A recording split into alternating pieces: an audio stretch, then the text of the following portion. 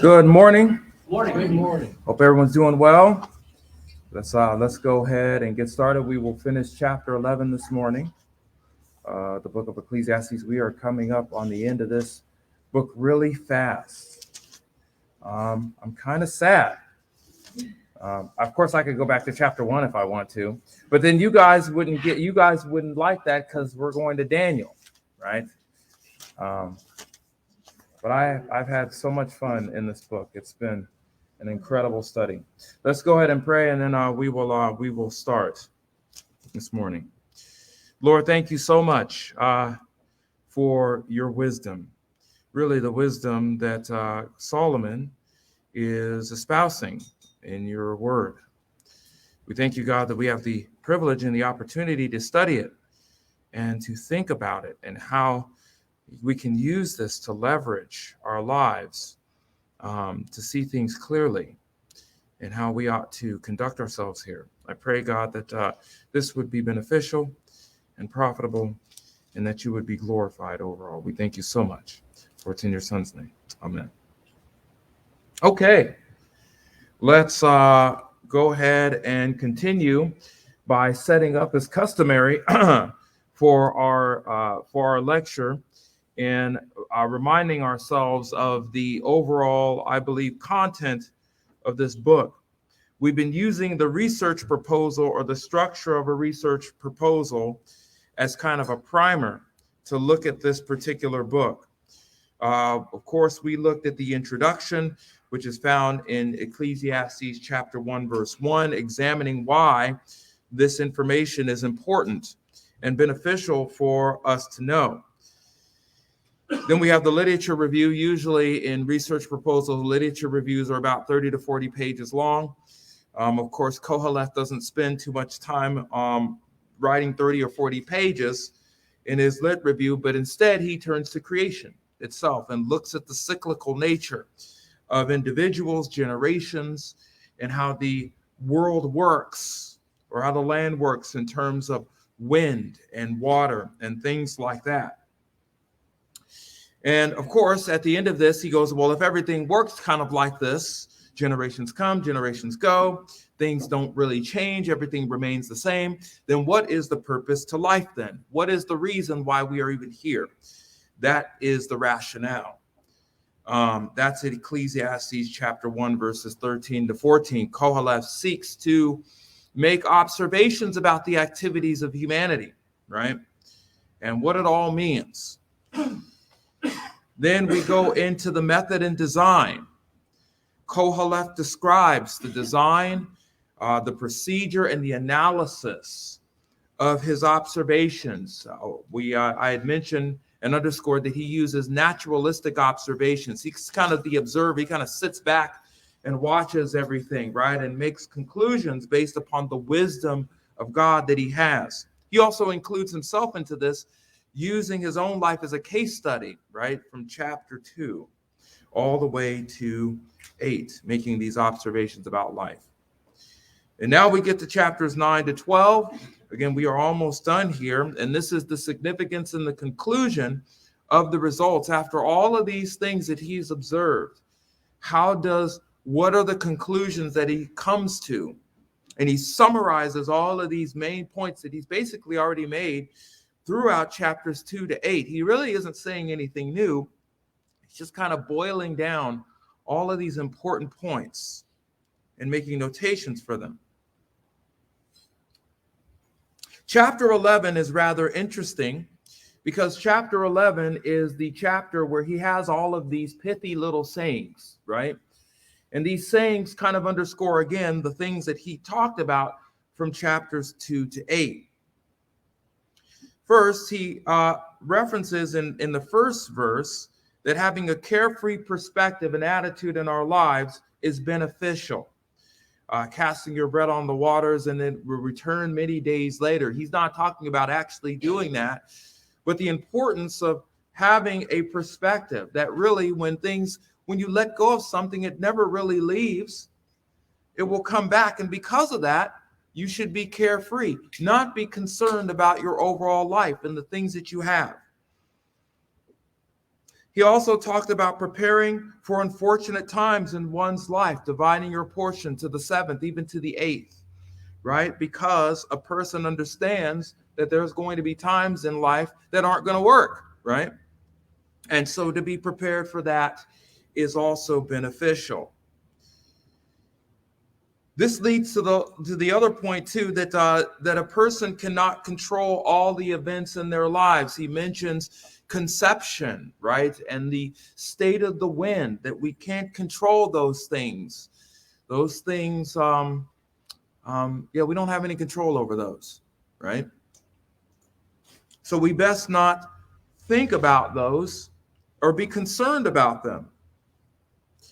And that 4, the work of God in a person's personal life is not available to us. We ought not to be so concerned about that either. We can, of course, muse about our lives and the things that we seek to do and things like that, but we can never be certain about them. So instead, we ought to spend our time focusing on things that we get to do today, intentional living. Which brings us to number 5. Again, a person ought to live intentionally and not develop a lazy or unproductive character, right? The one who stares at the clouds, right? And just looks, right? Rather than being about what they are supposed to be doing, right? Then Koheleth gives some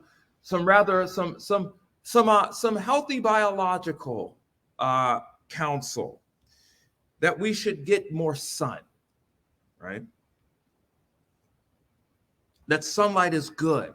It's good for the eyes to see the sun, right? So not to spend too much time inside, but to go out and enjoy, again, having a satisfaction in your life. And part of that is going outside and getting sun, right? All right, let's continue here. Chapter 11, verse 8. Here we go. I'll start at verse 7. The light is pleasant, and it is good for the eyes to see the sun. Indeed, if a man should live many years, let him rejoice in them all, and let him remember the days of darkness, for they will be many. Everything that is to come will be futility. Let's look at a couple of words here.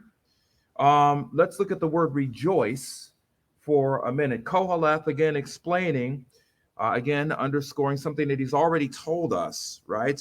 That if a man should live many years, has the opportunity, the privilege to live many years, that he should rejoice in all of them. Not some of them, not most of them, but all of them. What is this word rejoice? Rejoice is the Hebrew word samach. It appears 158 times in the Hebrew scriptures, 8 times in the book of Ecclesiastes.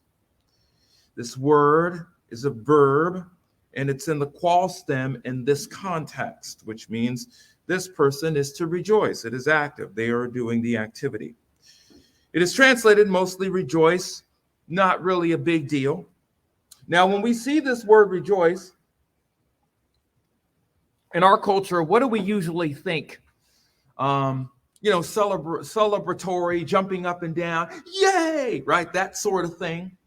Like you guys were doing last week when you beat my team. No, you're not. No, you're not. No, you're not. You're not sorry.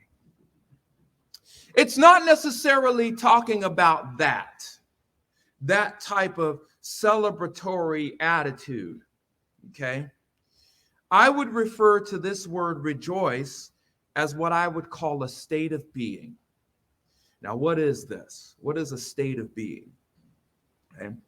A state of being is not just about how you feel, the physiological responses that are in your body. That's not what I'm talking about here. A state of being refers to the complete person, the complete attitude, the perspective, or the disposition of a person. It's talking about the person's worldview, their beliefs, their physiological responses, and possibly their conduct if they align themselves with that. Okay, that's what I'm talking about. That it involves the whole person and all of the activities and the volition and the will, all of that. Okay, so it's not just about like being happy or jumping up and down. It is a perspective word. How do I know this? Well, let's turn, well, in Ecclesiastes chapter 3, if you want to turn there, verses 11 and 12. The same word samach is used here as well. It says, God has made everything appropriate in its time. He has also set eternity in their heart, yet so that man will not find out the work which God has done from beginning even to the end. I know that there is nothing better for them than to rejoice and do good in one's lifetime. We cannot know our personal or the activity of God in our personal lives. That's not available to us, just like he mentions here. So what ought we to do? Be satisfied with the things that we have. To be content with that. Oftentimes we find that when we are not content with that, when we are thinking about the things we don't have, everything tends to follow that. Emotions, thoughts, attitudes, beliefs, and it impacts how we live, right? We become very bitter, right? Become very resentful. But Koheleth is telling us that we ought not to think that way, that we ought to be content about the things that we have. In Ecclesiastes chapter 5, verse 18 to 19, says, here's what I've seen to be good and fitting, to eat, to drink, and enjoy oneself and all one's labor, which he toils under the sun during the few years of his life, which God has given him, for this is his share. Furthermore, for as to every man whom God has given riches and wealth, he has also empowered him to eat from them and to receive his reward and rejoice in his labor. It's not like you go to work going, yeah, right? That's not what's going on here. To see labor as not a burden, but as a gift of God. That is the point. We talked about that a couple of weeks ago. That labor is something that has been given to us, for us, and our neighbor. And when we have that perspective, labor becomes somewhat pleasant to do. But when we have a different perspective, it becomes laborious, tedious, difficult. In Ecclesiastes chapter 8, verse 15, he writes this, so I commended pleasure, for there's nothing good for a man under the sun to eat, except to eat, to drink, and be merry. Samach. That's that word there. Why? And this will stand by him in his toils. This is probably one of my favorite statements of Koheleth, because there's going to be lots of adversity. What do we use to get through that adversity and to keep our perspective? We ought to pull out our photo albums and look at them and examine them. We ought to remember those good times, those times of satisfaction, because those things stand by us through our hardships. Wonderful. I'm going to get a plaque and put this on my wall and remember this, because this is, I don't know about you, but I struggle with this a lot. When I have adverse periods, I tend to think more about the adverse periods than rather stopping and going, wait, I need to think about the good times. You know, there's been good times in my life. It hasn't been all bad, you know.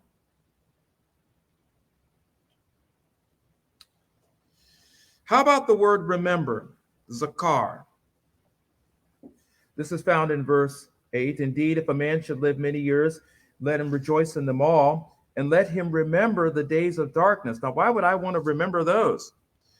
Zakar is is the Hebrew word for remember. 235 times it occurs in the Hebrew scriptures, 4 times in the book of Ecclesiastes. Again, this verb is in the qual stem, so it's active to actually recall, remember these things. In this context, this word means to evoke to mind a particular event or situation, right? To bring it up forcefully, to remember those times. Now, why would I want to remember those? By the way, this word is not an imperative, it's in the jussive. So we know about the jussive. This is speaking of something of an ethical nature, that we ought to do it. It's not as strong as an imperative, but it's not as weak as a suggestion. It's somewhere in the middle. So we use ought to. So Koheleth is basically instructing those whom he's talking about that we ought to remember the days of darkness. Now, what are the days of darkness? What is this word? This word is kosek. So we ought to recall kosek. What is this? It appears 80 times in the Hebrew scriptures, 6 times in the book of Ecclesiastes. It could mean darkness or obscurity, something that is difficult to see, right? Particularly in a dark room. If you walk in a dark room, it's kind of difficult to see. You kind of know where things are. You might see outlines and things like that, but it's obscure, right? The root word for kosek is the Hebrew word kasak, which means to dark or darken, all right? So this word comes is a cognate of this. This word, by the way, is used figuratively and non-figuratively.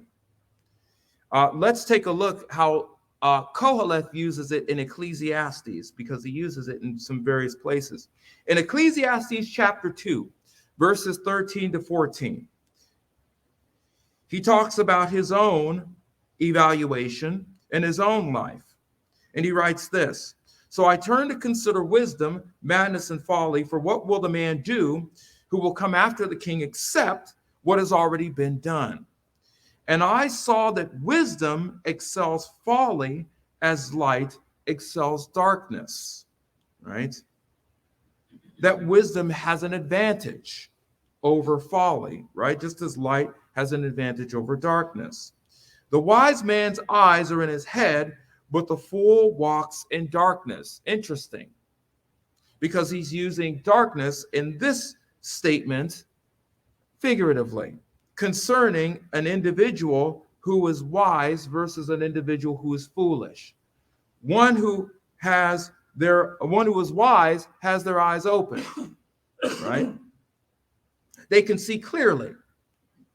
But the fool walks in darkness as if he's blind, right? He can't see clearly.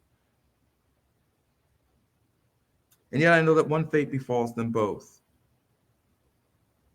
In Ecclesiastes chapter 5, verses 16 to 17, he mentions the individual who has an affinity of the love of money and their perspective.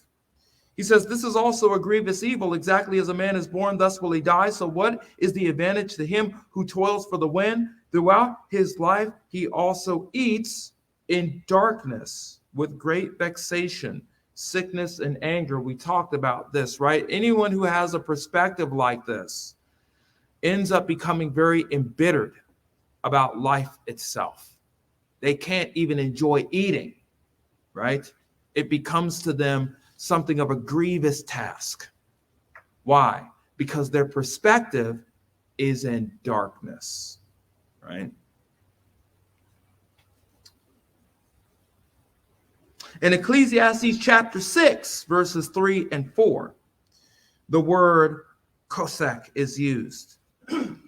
"If a man fathers 100 children and lives many years, however they may be, but his soul is not satisfied with good things." What are the good things that Koheleth mentions? Eating and drinking and being satisfied, simcha, right? With one's life.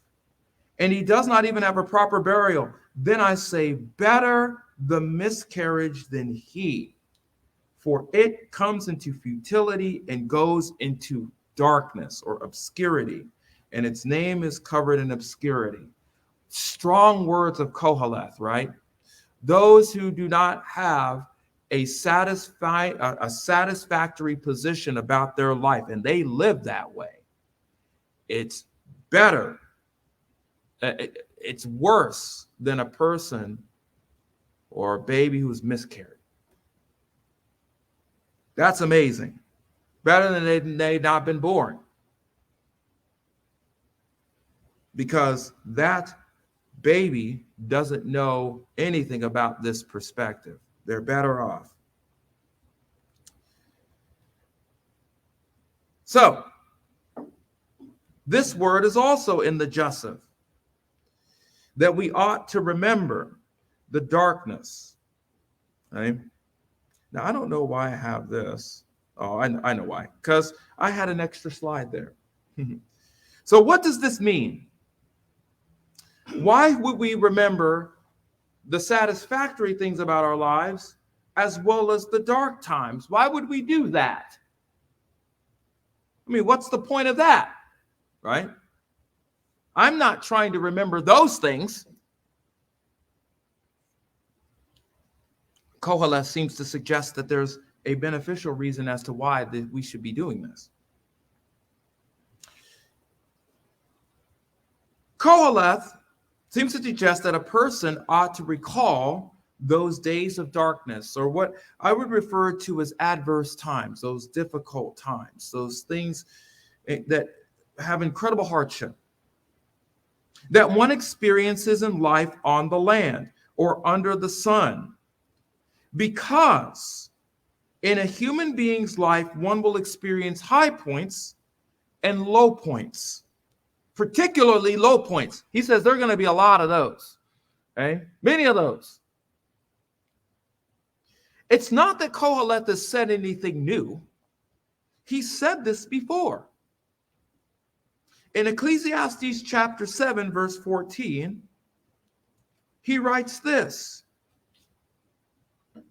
in the day of prosperity, be happy or satisfied. But in the day of adversity, consider that God has made the one as well as the others, so that man will not discover anything that will be after him. Why would God set up life like this? Well, if we remember, the whole entire point of our life really is to fear God,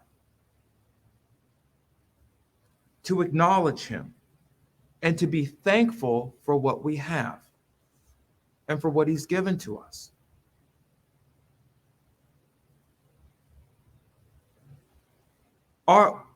Sometimes our perspective is, well, a lot of times our perspective is very short, right?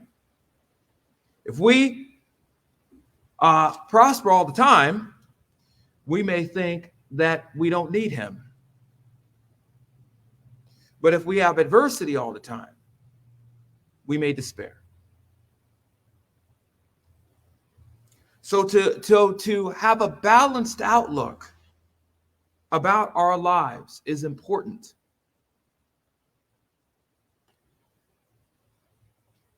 Koheleth reminds the congregation of Israel and those who are reading that really one ought to appreciate their physical life overall and take satisfaction in it. One also ought to remember the difficult times, as well as this gives a person a proper perspective about what really matters. Have you ever been in an adverse situation and you begin to take stock on things that are really important? All of a sudden, the things that we think are important become oh so small, right? And what do we begin to start to appreciate? Friendships, family, life, the important things. We tend to Think about Scripture a little more and some of the promises that are found there. We tend to lean on those individuals who walk alongside of us. This, I believe, is what Qoheleth is getting at.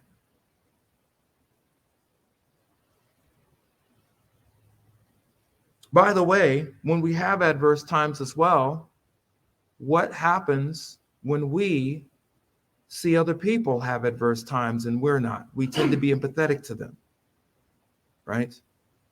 To walk alongside of them as well. Which is why I think we ought to remember those things, because it keeps us grounded. It keeps us focused on what really matters. Which greases the skids for verse 9 of chapter 11. I'll read the whole thing, but we're only going to look at, there's a couple of things I want to look at here. It says, rejoice, young man, during your childhood, and let your heart be pleasant during the days of your young manhood, and follow the impulses of your heart and the desires of your eyes. Yet know that God will bring to judgment all of these things. Let's talk about the first half of this. Rejoice again. There's that word again. But this time he turns his attention to the youth.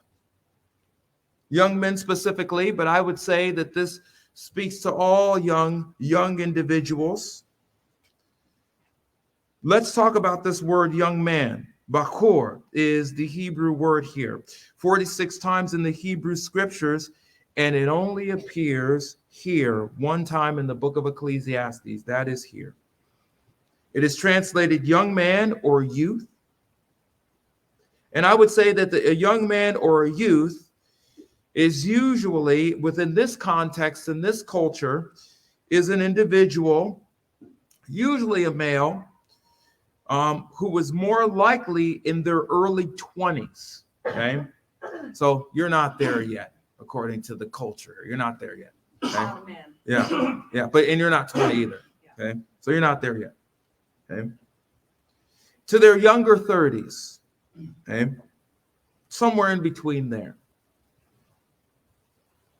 Now, there is something to note about the culture here. Again, the culture historically is not like our culture. We have, child, toddler, teenager, which is essentially its own cultural enclave, right? They would not know anything about this. We take a time machine back there and they say, oh, yeah, there's a teenager. They go, what? No, that's a child, right? Again, as mentioning the use of the word teenager, there's no such concept of this word in this culture. That's something that we've adopted in our culture, but not so much there. The use of the word adult, we've kind of adopted this as well in our culture. There's no such concept of that in this culture around the time of Qoheleth. The Hebrew word is men or woman, right? Child, boy, men, women. That's it, right?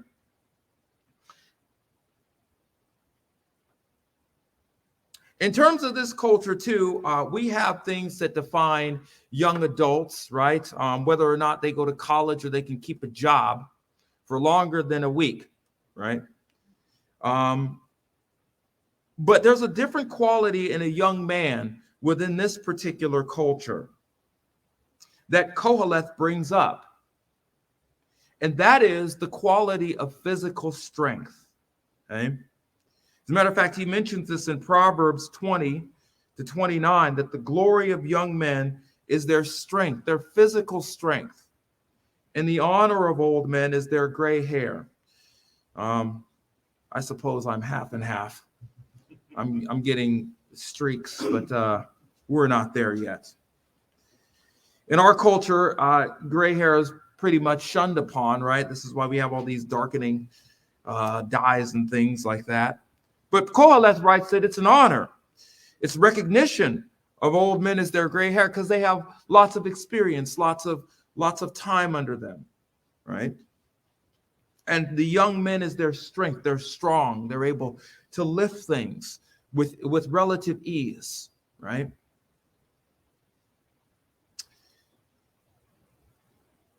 Koheleth makes this period of time clear for the congregation of Israel and the reader that he's discussing the period of time for a man using the Hebrew words Yalduth, translated childhood, and the Hebrew word Berukte, found in verse 9. Again, Koheleth pays special focus at this time in a person's life and their perspective to be pleasant, right? Rejoice, young man, during your childhood, and let your heart, your leb, be pleasant during the days of young manhood. What is the word pleasant? Yatab is the word pleasant. 112 times it occurs in the Hebrew scriptures overall. 2 times in the book of Ecclesiastes, this word appears, yatab. It means happy or pleasant. Okay. This word is in the Hifil stem. So, as one has the proper perspective of rejoicing, that is that state of being that we talked about, that includes your worldview, your beliefs, your thoughts, your feelings, all of that.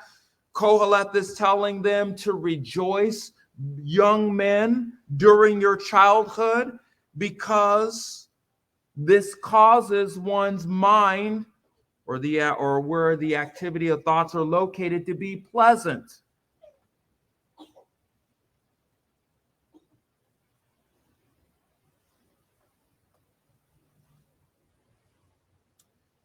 This word is also in the Joseph. So again, this is something that one ought to do.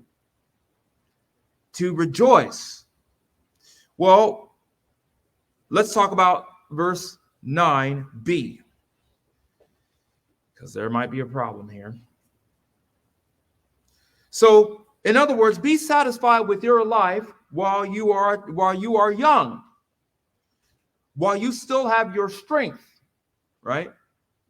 And follow the impulses of your heart and the desires of your eyes. Yet know that God will bring you to judgment for all these things. Wait a minute. I thought my heart was deceitfully wicked and above all things. Who could know it? Is Koheleth telling individuals to just throw caution to the wind and just live it up? Well, there's some words we got to talk about here. Because anyone who connects this with that text that I just mentioned in Jeremiah 17, that is a hermeneutic faux pas, okay? Particularly with young people. Let's talk about the word impulses. Derech is the Hebrew word here. This word occurs over 700 times in the Hebrew scriptures, 4 times in the book of Ecclesiastes. This word is not impulse. This word is way, road, or journey. What? That's quite different than impulse, right? This word is used in a figurative and non-figurative manner. Okay, we can actually see this in the book of Ecclesiastes itself. We don't have to go outside the book to see this. This has been used before in Ecclesiastes chapter 10, verse 3. Koheleth uses this word. Even when the fool walks along the impulse, no, the road. His sense is lacking, and he demonstrates to everyone that he is a fool. Remember this particular thing that we studied, that the fool has no sense. They have no sense, so much no sense, they don't even know how to use the GPS, right? He demonstrates to everyone that he is a fool. This word road, again, is used literally. Same thing here in Ecclesiastes chapter 11, verse 5. This word is used here. So just as you do not know the path of the wind and how the bones are formed in the womb of a pregnant woman, so you do not know the activity of God who makes all things. This seems to be a way that one walks in, right? Which would make sense. Because we see this language here, and follow the path of your mind and the desires of your eyes, right? This is not talking about, impulse in terms of, I feel like jumping off of a building. That's not what it's talking about. Okay. Now, there's another word that we need to look at too, is the word desires. Marech is the Hebrew word here. 104 times it occurs in the Hebrew scriptures overall, and 2 times it occurs in the book of Ecclesiastes. This word does not mean desires as well. This word is translated appearance or sight.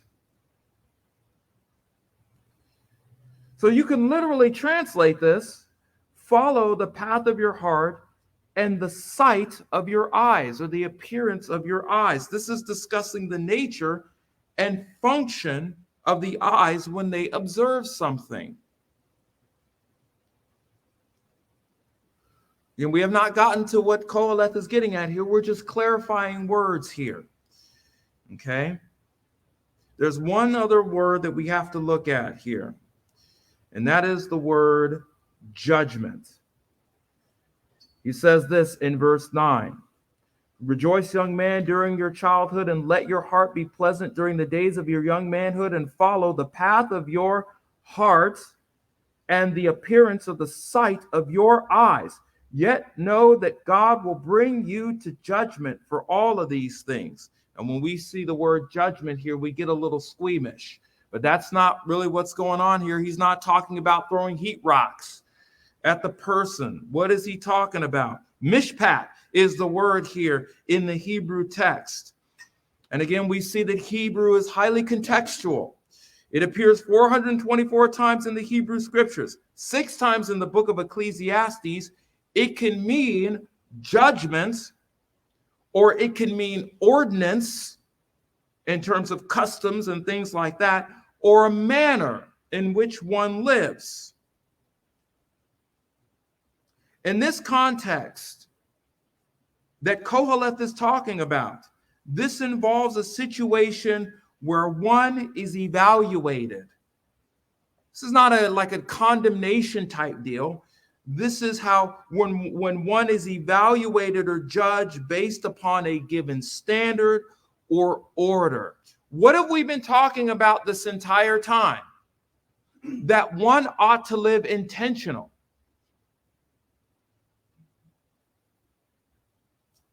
Koheleth already gives us the standard. What is the main point of Koheleth's statement? That he's discussing the youthfulness of a person. And now he mentions young men in this text. I would broaden this out to youth just in general, and how life is short overall, that the energy and vigor of a young person is even shorter. You want to talk about the shortness of life? Life itself is short, but what about the youth of a person?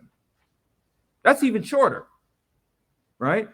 I mean, we don't got this strength for long. Koheleth says, since this is the case, a young person ought to pursue those things that interest them and be intentional about it. He's not talking about being reckless in your behavior. He's already discussed that that's foolish. He says, but when you're young, you have all your strength.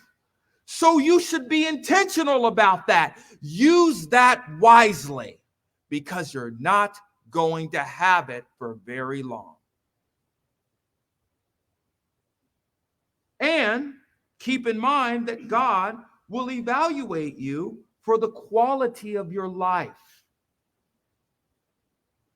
This is the standard of what Koheleth spoke about the entire time. He's not saying, again, anything new.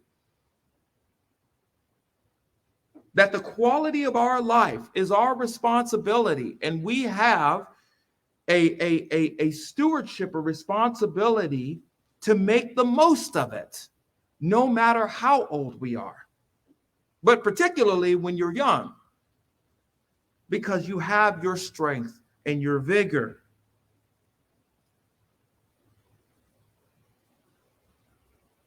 This Koheleth, again, hence the standard is what Koheleth spoke about the entire time throughout this discourse.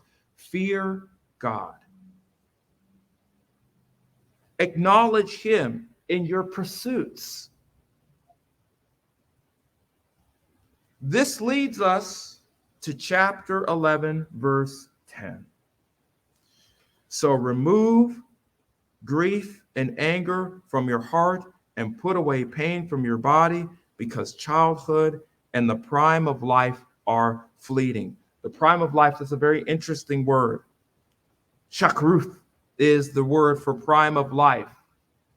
This is the only time that this phrase appears in the entire Hebrew scriptures, is in this book. The word actually, shakruth, is actually translated blackness. Prime of life, where do you get that? Right? So remove, so it says, verse 10, you could translate, so remove grief and anger from your body, because childhood and the blackness are fleeting. Where do you get that from? Well, when in the prime of life, remember, what is the glory of an older person? Their gray hair. In the prime of life, according to this, the person's hair is black, not gray. Once more, this underscores the youthfulness and strength which is associated with the word yalduth in verse 9. In other words, you're not going to be young for you're not going to, your youthfulness is short.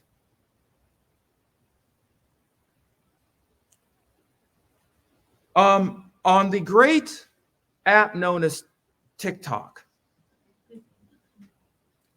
you see a lot of individuals, people like to film themselves doing a lot of goofy things, but particularly they like to air out their regrets.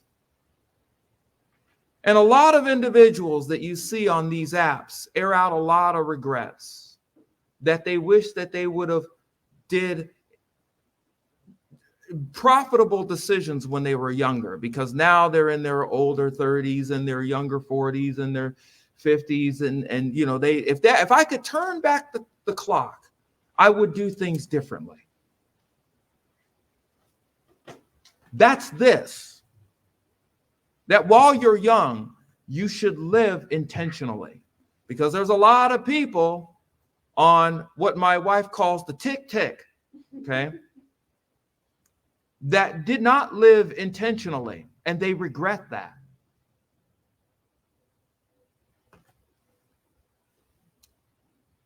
Koheleth in his final statement basically underscores, if you are young, you ought not to waste your youth.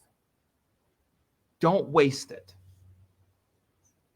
That the things that are not beneficial for you or will cause you undue pain, sorrow, and regret, seek to avoid these. Don't engage in those things. Because the youthfulness of life is temporary, or habal. It is quickly here and quickly gone. Instead, pursue your interest and enjoy your life, but even in your youth, live intentionally. That's the point of this text here. Okay? Not to live recklessly, but to live intentionally, even when you're young. Koheleth, after giving all of these pithy sayings and quotes, underscoring all of the data from his naturalistic observations from chapters 2 to 8 of humanity's activity, at the end of this chapter, he begins to shift gears to focus on the temporary reality of being young. He's not done with this subject yet. Okay?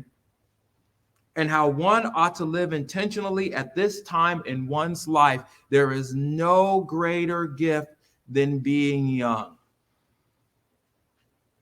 Because this greases the skids for his biggest and final point in his concluding remarks outlined in the final chapter.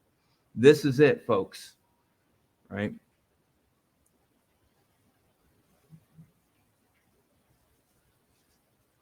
I can see why it's your favorite chapter. It is a fantastic chapter. While you're young, live intentionally. Those who are old, live intentionally. Those who are older, live intentionally. It seems that Koheleth continues to come to this conclusion, right? And we will continue and hopefully in the next several weeks close out this chapter in this book. Let's go ahead and pray. Lord, thank you so much for reminding us that no matter what the age is, no matter where we are, that the focus is still the same. The desire that you have is the desire that we ought to have, is to live intentionally. And I pray this for all of us, those who are online and those of us here. May we continue to do that all the more until the coming of your Son. We love you so much, for it's in your Son's name. Amen.